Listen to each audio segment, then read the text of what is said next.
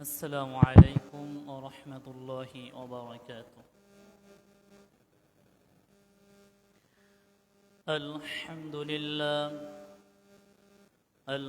لله نحمده ونستعينه ونستغفره ونؤمن به ونتوكل عليه ونعوذ بالله من شرور أنفسنا ومن سيئات أعمالنا. من يهده الله فلا مضل له ومن يضلله فلا هادي له، ونشهد أن لا إله إلا الله وحده لا شريك له، وأشهد أن سيدنا وسندنا وحبيبنا ومولانا محمدا عبده ورسوله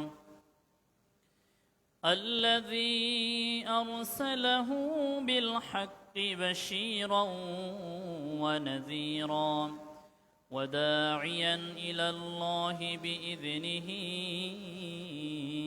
وسراجا منيرا. فقد قال الله تعالى في كلامه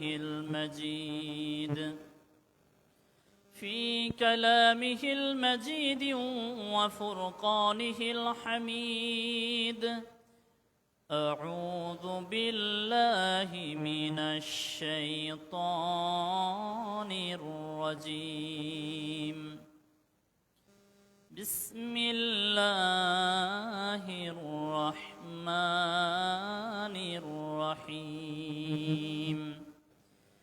إن الله وملائكته يصلون على النبي يا أيها الذين آمنوا صلوا عليه وسلموا تسليما. اللهم صل على محمد وعلى آل محمد كما صليت على إبراهيم وعلى آل إبراهيم إنك حميد مجيد.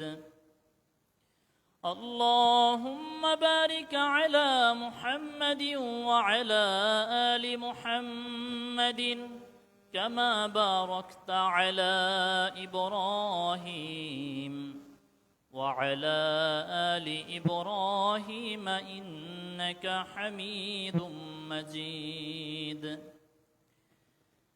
আলহামদুলিল্লাহ, শুকরিয়া রব্বুল আলামিনের দরবারে যিনি আমাদেরকে দুনিয়ার হাজারো কর্মব্যস্ততার মধ্যেও জুমার সালাত আদায়ের জন্য মসজিদে আসার তৌফিক দান করেছেন। সকলেই বলি আলহামদুলিল্লাহ।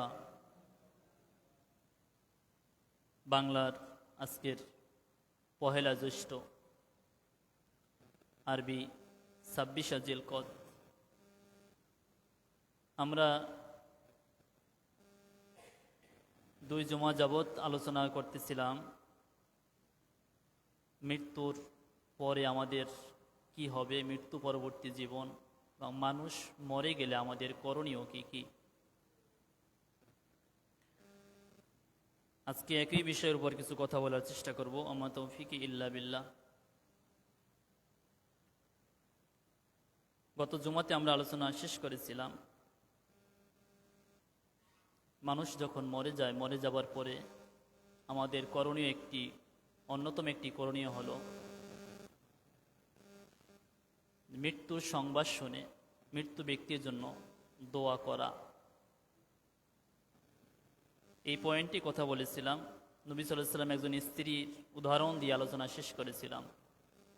সার মনে হয় বেশি আবার বেশি মনে হয় অনেক, স্যার মনে হয় অনেক বেশি মনে হয়। নবী সাল্লাল্লাহু আলাইহি সাল্লামের স্ত্রী যে দোয়া পড়েছিল, ওই দোয়াটি যদি আমরাও পড়ি, আমাদের কোনো আপনজন হারালে অনেক সময় আমরা বলি যে এই মৃত্যুর দ্বারা আমাদের অনেক ক্ষতি হয়ে গেল, কিন্তু আমরা যদি আল্লাহ তাআলার উপর সবর করি, কারো মৃত্যুতে আল্লাহ সুবহানাহু ওয়া তাআলা ওই সবর করার কারণে তার চেয়ে হয়তো ওনার মৃত্যুর মাধ্যমে যে আমরা ক্ষতি মনে করেছি, ওর চেয়ে আল্লাহ তাআলা আমাদের উত্তম কিছু হয়তো দান করবেন যদি সবর করতে পারি। নবীর স্ত্রী উম্মে সালামা তিনি যে রাদিয়াল্লাহু আনহা, তিনি যে দোয়া পড়েছিলেন, আল্লাহুম্মা আজিরনি ফি মুসিবাতি ওয়াখলুফ লি খায়রাম মিনহা, তিনি ছিলেন বিধবা, তার স্বামী মারা যাওয়ার পরে এই দোয়াটা তিনি পড়েছিলেন, সবর করেছিলেন। আল্লাহ সুবহানাহু ওয়া তাআলা সবর করার কারণে পরবর্তীতে নবী সাল্লাল্লাহু আলাইহি সাল্লামকে তার স্বামী হিসেবে দান করলেন।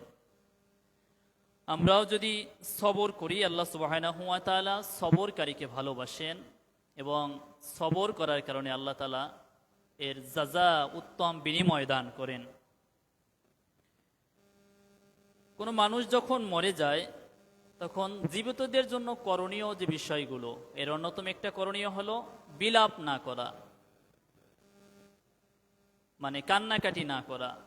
বিলাপ শব্দটা যদি ব্যাখ্যা করা হয়, বিলাপ রকমের অনেক কিছু আছে, কান্নাকাটি আছে, এর ভিতরে আছে যে লাফালাফি করা, মাথা টাকানো, গা চাপড়ানো, নিজে মরে যাব, মরতে যাওয়া, অথবা কবরের দেওয়া হয়েছে কবর গিয়ে খোঁড়া, কবরের উপর গিয়ে মাথা টাকানো, এই যে সবগুলো বিলাপের অন্তর্ভুক্ত। এখন এই বিলাপ করতে নবী সাল্লাল্লাহু আলাইহি ওয়াসাল্লাম নিষেধ করেছেন। মানুষ আপনার সবচেয়ে কাছের আপনজন, বাবা মা সন্তান, আপনজন যখন মারা গেছে, আপনার কাজ হবে সবর করা, কোনো অবস্থাতেই লাফালাফি ফালাফালি কান্নাকাটি, চোখ দিয়ে পানি পড়তে পারে, কান্নাটা এমন যেন হয় যে ওই কান্নাটার মাধ্যমে যেন আপনার চোখের পানির মাধ্যমে যেন ওই ব্যক্তি, ওই আপনজন যিনি মারা গেছে, তার কাছে যেন ওই চোখের পানি আল্লাহ সুবহানাহু ওয়া তাআলার কাছে সওয়াব নেকি হিসাবে যায়।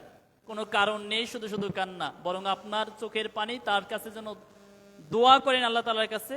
এই দোয়ার মাধ্যমে যদি পানি পড়ে, এই পানি এমন হতে পারে যে আল্লাহ সুবহানাহু ওয়া তাআলা আপনার চোখে পানি আসার কারণে, পানি ছেড়ে দেওয়ার কারণে ওই আপনজন আল্লাহ সুবহানাহু ওয়া তাআলা আপনজনকে ক্ষমাও করে দিতে পারেন।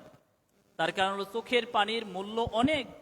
গত জুমাতে বিষয় বলেছিলাম যে আমরা যদি আমাদের আপনজনের জন্য দোয়া করি, তাদের রুহি মাগফিরাত কামনা করি, ক্ষমা চাই, এই ক্ষমা চাওয়ার মাধ্যমে এমনটাও হতে পারে যে আপনার দোয়াটা আল্লাহ তাআলা কবুল করে নিয়েছেন।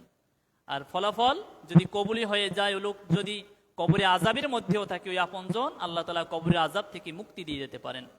এই জন্য চোখের পানি যেখানে সেখানে ফেলানো যাবে না। হাদিসে যে কথাটি বলা হয়েছে, বুখারী মুসলিমের হাদিস, বুখারী কিতাবুল জানাজা অধ্যায়ের হাদিস, সেখানে বলা হয়েছে ইন্নাল মাইয়িতা ইউআযাবু বিবাকাই আহলি আলাইহি, নিশ্চয়ই মৃত্যু ব্যক্তিকে তার পরিবারের লোকদের বিলাপের কারণে, এই যে কান্নাকাটি করা, টাকাটাকি করা, জামা চেরা, কাপড় চোপড় চেরা, দৌড়াদৌড়ি করা, এই সমস্ত কারণের জন্য তার কবরে আযাব দেওয়া হয়।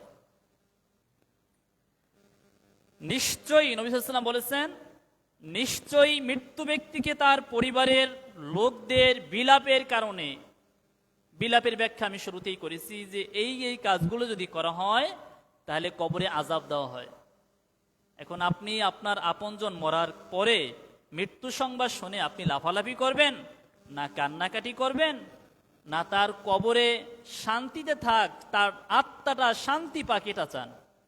যদি আপনি মনে করেন যে আপনার আপনজন কবরে সে দুঃখে থাক, কষ্টে থাক, তাহলে তার কবরে গিয়ে লাফালাফি করবেন, গায়ের কাপড় চোপড় ছিঁড়ে ফেলবেন, আপনিও মরে যাওয়ার জন্য আত্মহত্যার সিদ্ধান্ত নেবেন যে বউ মারা গেছে, আমি দুনিয়া থেকে কি করবো, আমিও মরে যাই। আরে বউ একটা মরে গেছে, মাইয়া তো অভাব নাই, আর একটা বিয়ে করলে পাচ্ছেন, আর আপনি মরে গেলে তো সবই শেষ। এই জন্য এমন কোনো ডিসিশন নেওয়া যাবে না। আরেকটা হাদিস, এটাও বুখারী জানাজা অধ্যায়ের হাদিস, আল মাইয়াতু ইউআযাবু বিবাকাইল হাইয়্যি আলাইহি, এখানে বলা হয়েছে মৃত্যু ব্যক্তিকে তার জীবিতদের কারণে কবরে আযাব দেওয়া হয়, জীবিতদের কান্নার কারণে কবরে আযাব দেওয়া হয়। আল মাইয়াতু ইউআযাবু, মাইয়াতকে আযাব দেওয়া হয় বিবাকাইল হাইয়্যি আলাইহি, বিবাকা মানে কান্না করা, বাকা শব্দের অর্থ হলো কান্নাকাটি করা।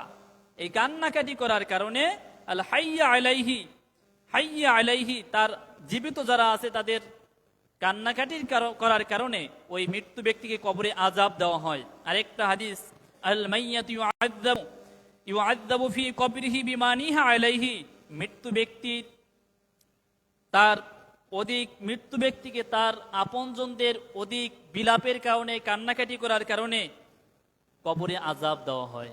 যে হাদিসগুলো বললাম এই হাদিসটি মুসলিমের হাদিস, আর উপরে দুইটা হাদিস বুখারীর হাদিস। এখন আমাদের করণীয় কি? আমাদের করণীয় হলো আমাদের মৃত্যু ব্যক্তি যিনি মারা গেছেন, যিনি দুনিয়া ছেড়ে চলে গেছেন, তার জন্য দোয়া করা। এখন দোয়া করব না বিলাপ করব, কান্নাকাটি করব? বিলাপের অনেক রকমের ব্যাখ্যা হতে পারে। এখন আমরা তো এই যে 3 দিনের মাথায়, 40 দিনের মাথায় যে খানা পিনাগুলোর আয়োজন করি, এগুলো এক ধরনের বিলাপ। আপনি খানা পিনা 3 দিনের দিন কেন খাওয়াতে হবে? আর মানুষটা মরলেও বা কেন খাওয়াতে হবে? খাওয়ান, জেতা খাওয়ান। আমি এটা আগেও বলেছি, এখনো বলি যে আমি মরে যাওয়ার আগেই লোকজনকে খাওয়াই ফেলি। খাওয়ান কাজটা ইসলামের ভিতরে উত্তম, সেটা ওই মরা খাওয়ানোর কথা বলা হয়নি। হাদিসে বলা হয়েছে, মিশকাত কিতাবুল আদাব অধ্যায়ের হাদিস, বলা হয়েছে এক সাহাবী এসে নবী সাল্লাল্লাহু আলাইহি ওয়াসাল্লামকে জিজ্ঞেস করলো, আইয়ুল ইসলাম খায়র, ইয়া রাসূলুল্লাহ সাল্লাল্লাহু আলাইহি ওয়াসাল্লাম, ইসলাম ধর্মে কোন কাজগুলো উত্তম? নবী সাল্লাল্লাহু আলাইহি ওয়াসাল্লাম বললেন, তুকিউস সালাম, মানুষদেরকে সালাম দাও, আলা মান আরাফতা, চেনো আর না চেনো, অতুতিমুত তুআম, মানুষদেরকে খাওয়াও এবং মানুষদেরকে সালাম দাও, তোমার পরিচিত হোক বা না হোক। মুসলমান হয়েছে, মুসলমান ব্যক্তি, তুমি তাকে সালাম দাও। এখন আমরা সালামও দেই না, খাওয়াইও না। খাওয়াই কারে? খাওয়াই যে খেতে চায় না তারে খাওয়াই, আর যে খেতে চায় তাকে খাওয়াই না। এই যে সামনে কুরবানি আসতেছে, কুরবানি বিষয়ে আজকে কিছু বলবো না, আগামী জুমা ইনশাল্লাহ। এই কুরবানি আসতেছে, আমরা কুরবানির গোস্ত দেব মুখ চিনে, মানে আমার দলের যে কয়টা আছে ওগুই দেব। আর আমার পাশের ঘর, এখান থেকে ওই 30 সেকেন্ড হালে যায় একটা ঘর আছে, অন্য দল করে, ওরে গোস্ত দেব না। এই ধ্যান ধারণা আমাদের পরিবর্তন করতে হবে। ঘুমায়েন না কেউ। যাই হোক, এখন মৃত্যু ব্যক্তি যখন, কোনো মানুষ যখন মরে যায়, তখন তার জীবিতদের জন্য করণীয় আরেকটা করণীয় হলো, মৃত্যু ব্যক্তির আত্মীয় স্বজন যারা থাকে, যারা শোকাগ্রস্ত, শোক 3 দিন। একটা মানুষ মরে গেলে তার আপনজন শোক পালন করবে 3 দিন, কিন্তু স্ত্রীর ক্ষেত্রে শোকটা একটু বেশি। সে 3 দিন না, সে 4 মাস শোক পালন করবে। এখন আমরা ইসলামের নিয়ম নীতিগুলো সব ছুঁড়ে ফেলে দিয়েছি। স্বামী মরে গেছে, স্ত্রী 3 দিন 4 দিন আর লাগে না, সে দেখা যায় সন্ধ্যার পরপরই এ ঘর ও ঘর বিভিন্ন জায়গায় হাঁটাহাঁটি করে। আবার 1 সপ্তাহ যাইতে না যাইতে তার মুখে পান এত পরিমাণ খাচ্ছে, মুখ লাল হয়ে আসে। এরপরে 15 দিন যাইতে না সে বাজারে ঘোরে, মানে ওর স্বামী যে মরছে ওটা ওর চিন্তাই নাই, আর ধর্ম কি বলে ওটাও জানার চেষ্টা করছে না। সে কানের সেই অলংকার বিভিন্ন এগুলো পরে সে জামাই বাড়ি বেড়াতে যায়, অথচ ওরে বলা হয় যদি 4 মাস ঘরে থাকবি। হ্যাঁ, প্রয়োজনে যেগুলো দরকার, একান্ত প্রয়োজন, সেটা না করলে নাই, সেটা কথাটা ভিন্ন। যাই হোক, মৃত্যু ব্যক্তির জন্য যখন কোনো আমাদের আপনজন মরে যায়, তখন আমাদের কাজ হলো আমাদের যে আত্মীয় স্বজনেরা শোকাগ্রস্ত, তাদের বাড়িতে খানাপিনার আয়োজন করা, তাদের বাড়িতে খানাপিনার ব্যবস্থা করা। যেহেতু তারা খেতে পারে না, তারা রান্না করে না, তারা শোকাগ্রস্ত, তাদের বাড়িতে রান্না হচ্ছে না, এজন্য আমরা পাশের বাড়ি আপনজন যারা থাকবো, যারা বেশি শোকাগ্রস্ত না, তাদের করণীয় হলো তাদেরকে খানাপিনা দেওয়া। আপনাদের অঞ্চলে এটা আছে কিনা জানি না, আমাদের অঞ্চলে আছে। 1 সপ্তাহ 10 দিন ওর বাড়িতে রান্না করার সুযোগ দেয় না, মানে সিরিয়াল পড়ে যায়। এক একজন বলে যায় আমি আগামীকালকে খাবার দেবো, কেউ দিলে নিষেধ করে দেবা, তুমি তাকে আগামীকাল বলবো। এরকমই দেখা যায় যে ওই 1 সপ্তাহ 10 দিন 15 দিনও চলে, মানে খানা পিনা আর ওই বাড়িতে রান্না করা লাগে না, যে মানুষটা মরে গেছে তার বাড়িতে। চমৎকার একটা সিস্টেম, এবং এটা আমরা করতে পারি। এটার মাধ্যমে যেটা হয়, আমাদের পরস্পরের যে স্নেহ, মমতা, সহমর্মিতা এগুলো বৃদ্ধি পায়। যাই হোক, আমরা এই কাজটি করব, এবং এটা সুন্নাহ একটা আমল। মৃত্যু ব্যক্তির যা তার বাড়িতে তারা খাইছে কিনা খোঁজ খবর নেওয়া, তারা কি অবস্থা আছে এগুলো খোঁজ খবর নেওয়া। একটা মানুষ যখন মরে যায়, আর একটা মানুষ আর একটা মুসলমানের উপর 6টি হক রয়েছে। এর একটা হক হলো যে তার মৃত্যুতে জানাজায় শরীক হওয়া, তার অসুস্থতা অবস্থায় দেখাশোনা করা, এবং তার খোঁজ খবর রাখা। যাই হোক, মৃত্যু ব্যক্তির জন্য আমাদের করণীয় হলো সদকা করা। এখন আমরা সদকা ভুলে গেছি, আমরা সদকা করি না, আমরা করি যেগুলো হাদিসে বলেনি সেগুলো আমরা করি। মৃত্যু ব্যক্তির জন্য সদকা এমন একটা জিনিস, হাদিসের ভিতরে বলা হয়েছে, হাদিসটি তাবরানি ভিতরে এসেছে, সহিহ তাগরিবের ভিতরে হাদিসটি এসেছে, হাদিসটি সহিহ হাদিস। নবী সাল্লাল্লাহু আলাইহি ওয়াসাল্লাম বলেছেন, তিরমিজির ভিতরে হাদিসটি এসেছে, ইন্নাস সাদাকাতা লা তুতফিউ আন আহলিহা হাররাল কুবুর। নবী সাল্লাল্লাহু আলাইহি ওয়াসাল্লাম বলেছেন, সদকা এমন একটা জিনিস যা কবরবাসীর উপর উত্তপ আগুন, জাহান্নামের প্রজ্বলিত আগুন যদি কবরে ধাউ ধাউ করে জ্বলে, এই সদকা এই আগুনকে নিভিয়ে দেয়। এরপরে বলা হয়েছে, ওয়া ইন্নামা ইয়াস্তাজিল্লুল মুমিনু ইয়াউমাল কিয়ামাতি ফি যিল্লিস সাদাকা। যে ব্যক্তি সদকা করলো, সে ব্যক্তি কিয়ামতের দিন যখন মাথার উপরে কোনো, হাসরের ময়দানে যখন মানুষের মাথার উপরে কোনো ছায়া থাকবে না, সেই মুহূর্তে তার এই সদকা তার জন্য ছায়া হয়ে তার মাথার উপরে তাকে ছায়া দিবে। সুবহানাল্লাহ। হাদিসের মাধ্যমে আমরা দুটা জিনিস জানলাম, যে সদকা যদি করি, এই সদকার মাধ্যমে আমাদের আপনজনের কবরে যদি আযাব হয়, ওই ছাগল, যদি আমাদের আপনজনের কবরে আযাব হয়, আল্লাহ সুবহানাহু ওয়া তাআলা আমাদের আপনজনের কবরের আযাব এই সদকার মাধ্যমে নিভিয়ে দেন।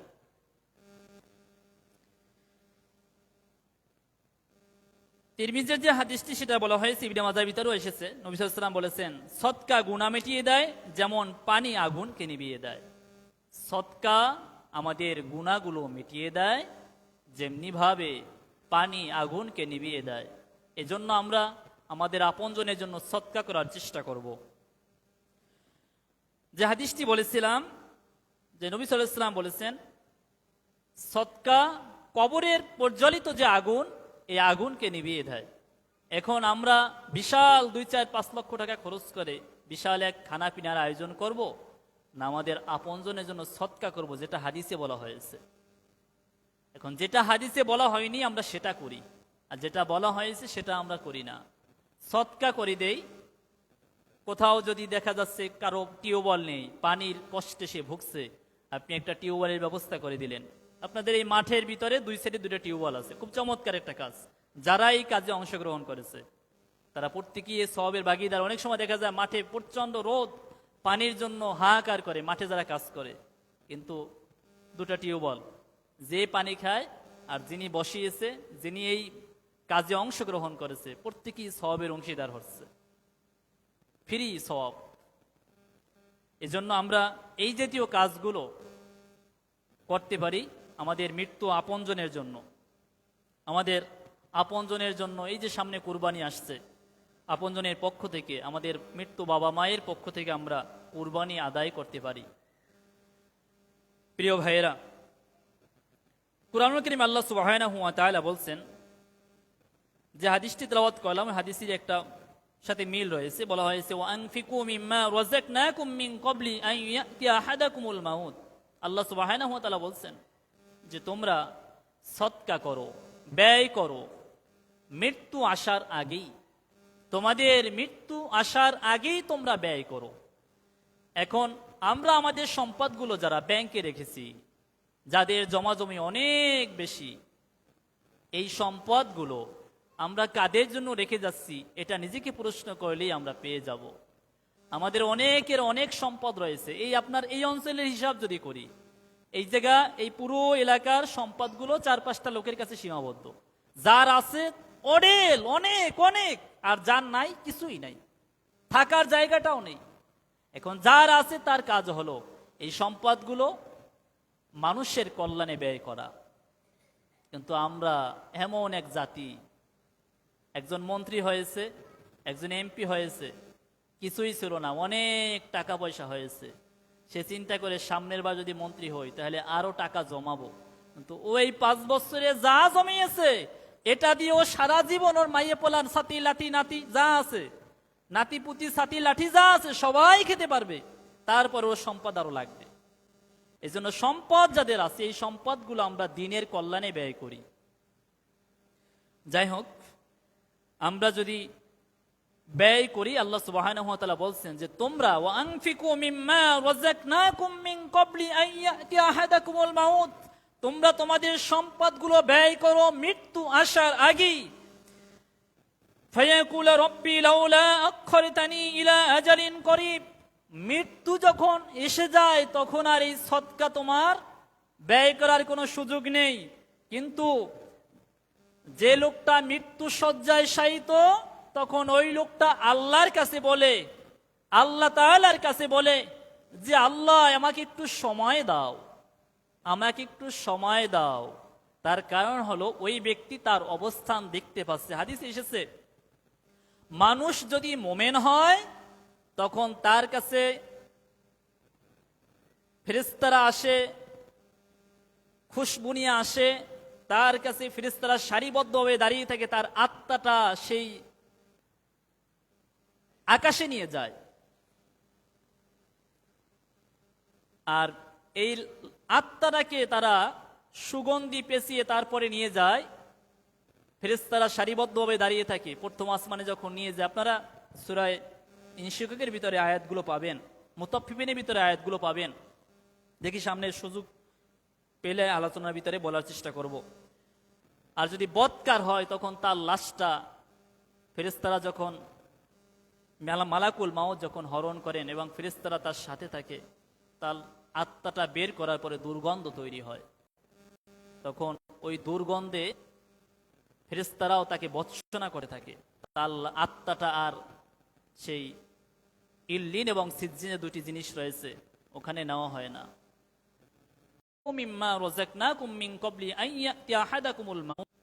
আমি তোমার পথে দান সদকা করব। ইলা আজালিন করিব ফাআসাদদাকা ওয়া আকুম মিনাস সলিহিন, আমাকে একটু সময় দাও, আমি দান করব। আল্লাহ তাআলার কাছে মৃত্যু শয্যা শায়িত ব্যক্তি বলে, কেন বলে? সে তার স্থান দেখতে পাচ্ছে যে দুনিয়াতে যা করেছে এর স্থান সে দেখতে পাচ্ছে যে আমার স্থান ভালো নয়। আর সে তার স্থান যে জাহান্নাম দেখতে পাচ্ছে, আগুন দেখতে পাচ্ছে। এই আগুন একটা জিনিসই কেবল নিভিয়ে দিতে পারে, সেটা হলো সদকা। সেটা কি বলেন? সদকা। এই জন্য সদকা করতে হবে আমাদেরকে বেশি বেশি। আমরা সদকা করি না, সদকার ক্ষেত্রে আমাদের অবহেলা। আমাদের অনেকের অনেক সম্পদ আছে কিন্তু এই টাকাগুলো আমরা ভালো পথে ব্যয় করি না। এই আপনাদের গ্রামে এই পাশে আর একটা মসজিদ আছে, নাম নিয়ে বলি, কাজীবাড়ি মসজিদ। ওখানে মানে কি টাকা পয়সা কম নাকি? ওখানে আশপাশে যারা থাকে, মসজিদে ইমাম নেই, কোনো মতে চলে আর কি, কোনো মতে চলে, টাকা নাই কার ওখানে, মসজিদ চালাতে পারছে না। যাই এই কথাগুলো বলা প্রসঙ্গে কেড়ে বললাম। আর এগুলো বলতে হয়, এগুলো না বললে মানুষের অনুভূতি নেই, সব অনুভূতি মরে গেছে। একটা মসজিদে আজান হয় না, এখন আজান ঠিক মতো হয়, নামাজ হয় না ঠিক মতো, দেখাশোনার কেউ নেই। মসজিদ উঠাতে বলছে কেটা?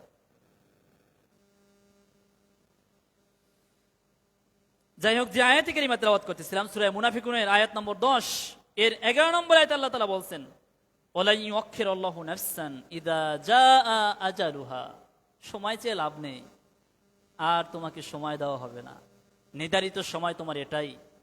তোমাকে মৃত্যু আসার আগেই ব্যয় করতে বলা হয়েছিল। আল্লাহ বলছেন ওয়ালাই ইউআখিরুল্লাহু নাফসান ইযা জাআ আজালুহা, আর তোমার জন্য সময় নেই, তোমার নির্ধারিত সময় শেষ। আল্লাহু খবীরুম বিমা তা'মালুন, তুমি দুনিয়াতে যা করেছো, যা কিছু করেছো, আল্লাহ তাআলা সব বিষয় অবহিত রয়েছেন, তিনি সব কিছু জানেন। এজন্য এই আয়াতের মাধ্যমে কয়েকটা শিক্ষা আছে, আলোচনায় এগুলো করবো না। আয়াতে মসজিদে কয়েকবার আলোচনা হয়েছে যে মানুষ যখন মৃত্যু শয্যায় শায়িত হয় তখন সৎকার কথা কেন বলে? সৎকার কথা এই জন্য বলে, আমরা তো হয়তো অনেক সময় দেখি যে মুখ নাড়িয়ে কি যেন হাত দিয়ে যেন কি বলতেছে মৃত্যু শয্যায় শায়িত ব্যক্তি, মনে করি মনে হয় ওই তার ছেলেকে ডাকতেছে, অমুককে ডাকতেছে, মুখ দিয়ে কি বলতেছে বুঝতেছি না। ওই লোকটা কোরআনের আয়াত অনুযায়ী এটাই মনে হয় যে ওই লোক বলতেছে এই আমার যা আছে, আমার ব্যাংক ব্যালেন্স যা আছে, আমার সম্পদ যা আছে সব তোরা আল্লাহর রাস্তায় দিয়ে দে, এটাই বলে। তার কারণ হলো ওর স্থান দেখতে পারতেছে, ওই সৎকাই কেবল ওর ওই স্থানটাকে আগুন প্রজ্বলিত যে আগুন দেখতে পাচ্ছে, আগুন সৎকার মাধ্যমে নিভিয়ে দিতে পারে। এজন্য মৃত্যু শয্যায় শায়িত ব্যক্তির জন্য আমাদের করণীয় হলো সৎকা করা। সৎকা করা, তার সম্পদ দিয়ে সৎকা করেন। তার জন্য যদি তার কিছু না থাকে আপনার টাকা দিয়ে, আপনার অর্থ দিয়ে তার জন্য সৎকা করে দেন, যে আল্লাহ তাআলা যেন তার স্থানটা ভালো করে দেন। যাই হোক প্রিয় মুসলিম ভাইয়েরা, মৃত্যুর এই পরবর্তী সময়, মৃত্যুর পরবর্তী যে সময়টা আমাদের কবরের জীবন, এই কবরের জীবনের একটা শেষ রয়েছে। কবরের পরে আমাদের সম্মুখে যে জিনিসটি আসবে, যে সময়টি আসবে, সেটা হলো কিয়ামত। কিয়ামত কখন হবে এটা কি আমরা কেউ জানি? কেউ জানি না। কিয়ামতের ময়দান, হাসরের ময়দান কায়েম হবে। আজ থেকে যদি এই পৃথিবীর বয়স, যদি আমি উদাহরণটা বলি, যে পৃথিবীর বয়স যদি 3000, 5000, 5 কোটি, 10 কোটি বছর হয়ে থাকে, জানি না পৃথিবীর বয়স কত। খ্রিস্ট শব্দ 2000 সন, 2000 এখন 26 সন চলে, অর্থাৎ ঈসা আলাইহিস সালাম থেকে খ্রিস্ট সন গণনা করা হচ্ছে। এখন এর আগে তো পৃথিবী আল্লাহ তাআলা বানিয়েছেন, তাহলে পৃথিবীর বয়স আমরা জানি না। আজ থেকে সেই 3000 বছর আগে, 2000 বছর আগে যে মানুষটি চলে গেছে সেও এখনো মাটির নিচে, তার হাড়হাড্ডিও নেই। সুতরাং এই জীবন, এই কবরের জীবনের একটা শেষ রয়েছে। এরপরে আমাদের কাছে যে জীবনটি আসবে সেটি হলো চিরস্থায়ী দিন, কিয়ামতের ময়দান, হাসর নাসর কায়েম হবে। এরপরে আল্লাহ সুবহানাহু ওয়া তাআলা আমাদের হাসর কায়েম করবেন, ওখানে বিচার ফয়সালা করবেন। এখন হাদিস থেকে জানা যায়, কোরআনের আয়াতও একই কথা বলা হয়েছে, হাসরের ময়দানের একটা দিন দুনিয়ার 50,000 বছরের সমান। কত বছরের সমান? কানা মিকদারুহু 50 আলফ সানা, কানা মিকদারুহু 50 আলফ সানা। হাসরের ময়দানের একটা দিন, ওই একটা দিন হবে দুনিয়ার 50,000 বছরের সমান। এখন হিসাব করেন, তাহলে আপনি আমি এই যে 70-80 বছরের হায়াত পাই, এই হাসরের দিনের ওই সময়ের সাথে যদি তুলনা করি, তাহলে কয়েক সেকেন্ড, 1-1.5 সেকেন্ড হতে পারে, নাও পারে। তার কেউ তো মারা যাচ্ছে ভূমিষ্ঠ হই, কেউ মারা যাচ্ছে কয়েকদিন পরেই, কেউ মারা যাচ্ছে 10 বছর পরেই, জন্ম থেকে 10 বছর সে হায়াত পেয়েছে। প্রিয় মুসলিম ভাইয়েরা, ঘুমিয়ে না কেহ, ঘুমালে সুন্নাত পদ্ধতি হলো এই যে ঘুমাচ্ছে, আমার সামনে কয়েকজন ঘুমাচ্ছে, যা উঠে দাঁড়াবেন, দাঁড়িয়ে স্থান পরিবর্তন করবেন। আর ঘুমের ভিতরে যদি এভাবে ঠেস ঠেস পড়ে যান, ওযু নষ্ট হয়ে যায়। তার কারণে আপনার খেয়াল নেই আপনি ঘুমাচ্ছেন না কি করছেন। এজন্য ঘুম সাবধান, হেলান দিয়ে ঘুমাচ্ছেন, এভাবে পড়ে গেলেন, ওযু শেষ। এজন্য সতর্ক হতে হবে আমাদের ঘুমের ক্ষেত্রে। আমরা অনেক সময় আর ঘুম হবে, এটাই স্বাভাবিক। যদি ঘুম না হয়, তেলাওয়াত ছাড়িয়ে দিয়ে তারপরে মাথার কাছে রেখে দেবেন, দেখবেন অটো ঘুমিয়ে পড়ছেন। ওয়াজ চালু দিয়ে ছেড়ে দেবেন, রেখে দেবেন মাথার কাছে, ঘুমিয়ে পড়বেন। যাই হোক, আল্লাহ সুবহানাহু ওয়া তাআলা সূরা হজ্জের 47 নম্বর আয়াতে বলছেন, ওয়া ইন্না ইয়াওমান ইনদা রাব্বিকা কাআলফি সানাতিন মিম্মা তাউদ্দুন। আল্লাহ বলছেন, আমার কাছে, আল্লাহ সুবহানাহু ওয়া তাআলা বলছেন, আমার কাছে দুনিয়ার একদিনের গণনা আমার কাছে দুনিয়ার 1000 বৎসরের সমান হলো। আবার বলছি, দেখেন আয়াতের অর্থ। আল্লাহ বলছেন যে আমার কাছে দুনিয়ার 1000 বৎসরের সমান হলো একদিন। সূরা হজ আয়াত নম্বর 47। এই দুনিয়ার 1000 বৎসরের সমান আল্লাহ তাআলার কাছে কয়দিন? একদিন। কয়দিন? একদিন।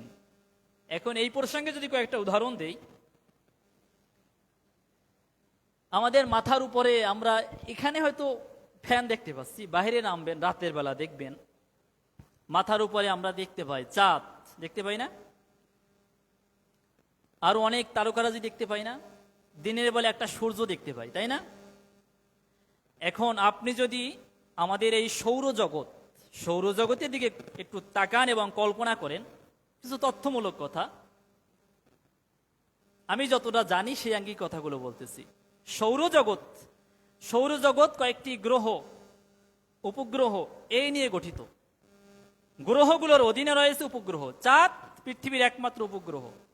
এখন এই সৌরজগতের ভিতরে সূর্য একটা নক্ষত্র, যেটার আলো আমরা এখান থেকে পাচ্ছি। সূর্য আমাদের থেকে সেই অনেক অনেক দূরে অবস্থিত, পৃথিবীর চেয়ে 13 লক্ষ গুণও বড়, কিন্তু মনে হয় যেন ছোট একটা। এখন এই সূর্য কেন্দ্রিক 8-9টা গ্রহ রয়েছে, উপগ্রহ রয়েছে অনেকগুলো। এখন এই যে গ্রহগুলো রয়েছে, এই গ্রহগুলোর বৎসর যদি হিসাব করেন, আমাদের পৃথিবী নামক গ্রহের বৎসর হয় কয়দিনে? এটা আমাদের সবারই জানার কথা। কয়দিনে হয়? 365 দিনে। আর চাঁদ যে উপগ্রহ, চাঁদের মাস গণনা করা হয় 29-30 দিনে। সেই হিসাবে চাঁদের বৎসরে একটু কম হয়, 60 দিন হয়, 360 দিন। এখন সৌরজগতের যে গ্রহগুলো রয়েছে, সেই গ্রহগুলোর ভিতরে একটা গ্রহের নাম হলো বৃহস্পতি, যেটাকে বলা হয় সবচেয়ে বড় গ্রহ। এরপর একটা গ্রহের নাম শনি, একটা গ্রহের নাম ইউরেনাস, নেপচুন। এরপরে শুক্র গ্রহ, যেটা আমরা এই সন্ধ্যার সময় পূর্ব আকাশে দেখতে পাই, আর ভোরবেলা পশ্চিম আকাশে দেখতে পাই। এটাকে আমরা সন্ধ্যা তারাও বলি অনেকে। যাই হোক, আমি এটা বলার এটা উদ্দেশ্য যে আল্লাহ সুবহানাহু ওয়া তাআলার কাছে পৃথিবীর 1000 বৎসর সমান কয়দিন? একদিন। এটা বোঝানোর জন্য আল্লাহ তাআলার কাছে পৃথিবীর 1000 বৎসর সমান কয়দিন বলেন? একদিন। আয়াত নম্বর 47 সূরা হজ। আর হাদিস থেকে জেনেছি যে হাসরের ময়দানের একটা দিন হবে দুনিয়ার কত বৎসরের সমান? 50,000 বৎসরের সমান। তবে এটা সবার জন্য না। ইমানদারদের জন্য মনে হবে আসর থেকে মাগরিব অথবা জোহর থেকে আসর, কিন্তু যারা কাফের তাদের জন্য এটা মনে হবে অনেক লং টাইম। মাথার উপরে সূর্য, পায়ের নিচে টকবক করে ফুটতেছে, জমিনটা তামার। যাই হোক, আমি যে কথা বলতেছিলাম যে এখন যদি আমরা সৌরজগতের গ্রহগুলোর দিকে তাকাই, সৌরজগতের একটা গ্রহের নাম হলো নেপচুন। এই নেপচুন গ্রহ পৃথিবীর দিন হিসাব অনুযায়ী এখানে 1 বৎসর হয়। পৃথিবীর বৎসরের, আমি আবার বলছি, এখানে 1 বৎসর হয়। পৃথিবীর দিন গণনার হিসাব করে যদি আপনি গণনা করেন, তাহলে পৃথিবীর 165 বৎসরে ওখানে হবে 1 বৎসর। কিছু বুঝছেন? নেপচুন যে গ্রহটি রয়েছে, ওখানে পৃথিবীর 165 বৎসর যখন হবে নেপচুন গ্রহে, তখন হবে কয় বৎসর? 1 বৎসর। এরপরে অনেক দীর্ঘ, আমি এত দূর বলতে পারবো না। মঙ্গল গ্রহে, যেখানে মানুষ এখন যাচ্ছে, মঙ্গল গ্রহে 1 বৎসর সমান পৃথিবীর 687 দিন। কয়দিন? 687 দিন। এরপরে বুধ, যেটা সূর্যের সবচেয়ে কাছে, বুধ পৃথিবীর হিসাব অনুযায়ী 88 দিনে ওখানে বৎসর হয়। আমি সবগুলো তথ্য উইকিপিডিয়া এবং নাসার ওদের একটা ওয়েবসাইট ঠিকানা আছে, ওখান থেকে নিয়েছি। তারপরে শুক্র, যেটা আমরা বলি শুক তারা, আর সন্ধ্যার সময় বলি সন্ধ্যা তারা। শুক্র গ্রহ খুব জ্বলে, ওটা আমরা চোখের সামনে দেখতে পাই। শুক্র গ্রহে পৃথিবীর হিসাব অনুযায়ী 225 দিনে 1 বছর হয়। 225 দিনে পৃথিবীর হিসাব অনুযায়ী 225 দিনে 1 বছর হয়। এরপরে একটা গ্রহের নাম হলো ইউরেনাস। এখানে 1 বছর পৃথিবীর হিসাব অনুযায়ী, পৃথিবীর 84 বছরে ওখানে হয় 1 বছর। এরপরে নেপচুন, নেপচুন একটা গ্রহ, যেখানে পৃথিবীর হিসাব অনুযায়ী পৃথিবীর 165 বছর, ওখানে 1 বছর। যাই হোক, এভাবে বৃহস্পতি একটা গ্রহ, ওখানে পৃথিবীর 12 বছরে ওখানে হয় 1 বছর। আমি এই তথ্যগুলো এই জন্য দিচ্ছি আপনাদের বোঝানোর জন্য। একটা আয়াত আল্লাহ সুবহানাহু ওয়া তাআলা বলছেন যে পৃথিবীর 1000 বছর সমান আমার কাছে একদিন, আল্লাহ বলছেন। এই আয়াতটু বোঝানোর জন্যই আমি তথ্যগুলো দিলাম। এখন কিয়ামতের ময়দান যে কায়েম হবে, মানুষের মাথার উপরে থাকবে সূর্য, ওই সূর্য মানুষের মাথার উপর থাকার কারণে টকবক করে মস্তিষ্ক ফুটতে থাকবে। কিয়ামত হবে, সূরা একটা সূরার নামই রয়েছে সূরা কিয়ামা। আল্লাহ সুবহানাহু ওয়া তাআলা বলছেন, ইয়াসআলু আইয়ানা ইয়াউমুল কিয়ামা, তারা প্রশ্ন করে কিয়ামত কখন হবে, কিয়ামতের দিবস কবে। আল্লাহ তাআলা বলছেন, ফাইদা বারিকাল বসর, যখন দৃষ্টি চমকে যাবে, ও খসাফাল কমার, চন্দ্র জ্যোতিহীন হয়ে যাবে। আরেকটা সূরা রয়েছে ইকতারাবাতিস সাআ, আল্লাহ বলছেন কিয়ামত নিকটবর্তী। অনশাক্কাল কমার, চন্দ্র বিদীর্ণ হয়েছে। আমরা জানি নবী সাল্লাল্লাহু আলাইহি ওয়াসাল্লামের হাতের আঙ্গুলের ইশারায় চাঁদ 2 খণ্ডিত হয়েছিল। বিজ্ঞানীরা যাই এই চাঁদের ফাটাটা দেখতে পায়। আল্লাহ বলছেন সূরা কিয়ামার, ওয়াজুমিয়াশ শামসু ওয়াল কমার, যখন কিয়ামত হবে তখন চন্দ্র এবং সূর্য একত্রিত হয়ে যাবে। চন্দ্র এবং সূর্য একত্রিত হয়ে যাবে কিয়ামত যখন হবে। ইয়াকুলুল ইনসান ইয়াউমাইযিন আইনাল মাফার, মানুষ বলবে কি হলো, একই অবস্থা, পালায়নের জায়গা কোথায়? তারা এগুলো দেখে পালাতে চাইবে, বলে পালায়নের জায়গা কোথায়? আল্লাহ বলবেন কাল্লা লা ওয়াজার, কোনো আশ্রয়স্থল নেই, পালানোর কোনো জায়গা নেই। ইলা রাব্বিকা ইয়াউমাইযিনিল মুস্তাকর, ইলা রাব্বিকা ইয়াউমাইযিল মুস্তাকর, আল্লাহ বলবেন পালনকর্তার কাছেই সেদিন তুমি ঠাঁই পাবে, জায়গা পাবে। তোমার জায়গা ওই পালনকর্তা রব আল্লাহ তাআলার কাছে। একটা সূরার নাম রয়েছে সূরা জিলজাল। এই সূরাগুলো আমরা শুনি। আল্লাহ সুবহানাহু ওয়া তাআলা বলছেন, ইযা যুলজিলাতিল আরদু জিলজালাহা, যখন পৃথিবী তার প্রবল কম্পনে কম্পিত হবে, ও আখরাজাতিল আরদু আসকালাহা, মানে সিংহায় যখন ফুঁক দেওয়া হবে, পৃথিবী প্রবল কম্পনে কম্পিত হবে এবং পৃথিবী তার মধ্যে যত বোঝা রয়েছে সব বোঝাগুলো বের করে দিবে। কোরআনের সূরা হাক্ক আয়াত নম্বর 13 আল্লাহ তাআলা বলছেন, ফাইদা নুফিকা ফিস সূর নাফকাতুন ওয়াহিদা, যখন সিংহায় ফুৎকার দেওয়া হবে, একটা মাত্র ফুৎকার, কি হবে? ও হুমিলাতিল আরদু ওয়াল জিবালু ফাদাক্কাতান দাক্কাতান ওয়াহিদা, পৃথিবী তার পর্বতমালা সব চূর্ণ বিচূর্ণ হয়ে যাবে। সিংহায় একটা ফুঁক দেওয়া হবে। কে ফুঁক দেবে?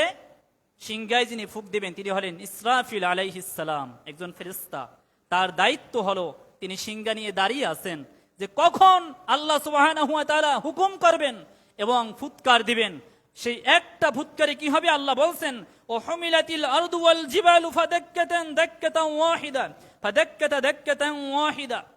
আল্লাহ বলছেন যে পৃথিবী তখন তার পর্বতমালায় যে বড় বড় পাহাড় দেখা যায়, এগুলো সব চূর্ণ বিচূর্ণ হয়ে যাবে একটা ফুৎকারে। এরপরে আল্লাহ বলছেন ফায়াউমাইদিন ওয়াকাআতিল ওয়াকিয়া, সেদিন কিয়ামত সংগঠিত হবে। ওয়ানশাক্কাতিস সামাউ ফাহিয়া ইয়াউমাইদিন ওয়াহিয়া, সেদিন আকাশ বিদীর্ণ হবে এবং চন্দ্র সূর্য সব বিক্ষিপ্ত হয়ে যাবে, সব ছুটে একাকার হয়ে যাবে। আল্লাহ বলবেন ফেরেশতারা সেদিন আকাশের প্রান্তে থাকবে 8 জন ফেরেশতা, প্রত্যেকে তার পালনকর্তার আদেশ বহন করবে, তার আরশকে তারা ঊর্ধ্বে বহন করবেন।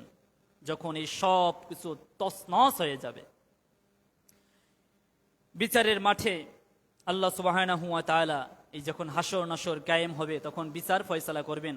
আমি ভাঙ্গা ভাবে কিছু কথা বলতেছি, প্রত্যেকটা ব্যাপক আকারে কথা বলার প্রয়োজন, সময় সংক্ষেপ ওভার হয়ে যাচ্ছে, তারপর আলোচনা শেষ করবো। এগুলো বলে আল্লাহ বলছেন, কাল্লা ইন্না কিতাবাল ফুজ্জারি লাফি সিজ্জিন।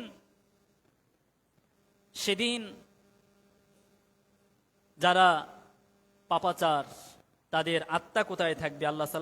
আল্লাহ সুবহানাহু ওয়া তাআলা বলছেন যে নিশ্চয়ই পাপাচারীদের আমল নামা থাকবে সিজ্জিনে। এখন আপনারা বলতে পারেন, আয়াতটা আমি বলে শেষ করি, ওমা আদরাকা মা সিজ্জিন। আল্লাহ বলছেন আপনি কি জানেন সিজ্জিন কি? আয়াতের সামনে বলা হয়েছে কিতাবুম মারকুম, এটা হলো লিপিবদ্ধ খাতা। যদি আয়াতের তাফসিরগুলো যদি আপনারা দেখেন, তাফসির ইবনে কাসির দেখবেন, তাফসিরে কুরতুবী দেখবেন, এখানে চমৎকার কিছু কথা বলা হয়েছে। সিজ্জিন কোথায়? সিজ্জিনের যদি স্থান খোঁজেন, তাফসির ইবনে কাসির এবং হাদিসের আলোকে যদি আমি কথাগুলো বলি, তাহলে সিজ্জিন বলা হয়েছে এই জমিনের নিচেই, এই জমিনের মধ্যেই সিজ্জিন রয়েছে। এরপরে আল্লাহ সুবহানাহু ওয়া তাআলা বলছেন, কাল্লা ইন্না কিতাবাল আবরারি লাফি ইল্লিয়িন। যারা নেককার তাদের আমল নামা থাকবে ইল্লিনে। ওমা আদরাকা মা ইল্লিয়ুন। আপনি কি জানেন ইল্লিন কি? আল্লাহ বলছেন কিতাবুম মারকুম। ইল্লিন হলো একটা লিপিবদ্ধ খাতা। আলোচনা শেষ করব, টাইম একটু ওভার হোক। এখন ইল্লিন কোথায়? নেককারদের আমল নামা কোথায় থাকবে? তাহলে ইল্লিনে থাকবে। আর বদকারদের আমল নামা কোথায় থাকবে? সিজ্জিনে। আমি আলোচনায় পিছনে এগুলো বলে এসেছি। এখন নেককার যারা তাদের আমল নামা ইল্লিন, ইল্লিন মানে হলো কোথায়? এটা আকাশে। আর বদকার যারা তাদের আমল নামা সিজ্জিনে থাকবে। এই সিজ্জিন মানে হলো একটা আমল সংরক্ষণাগার, মানুষের আত্মা আমল সংরক্ষণাগার একটা জায়গা।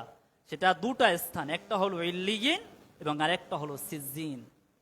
এখন নেককারদের আমল নামা থাকবে ইল্লিয়িনে আর বদকারদের আমল নামা থাকবে সিজ্জিনে।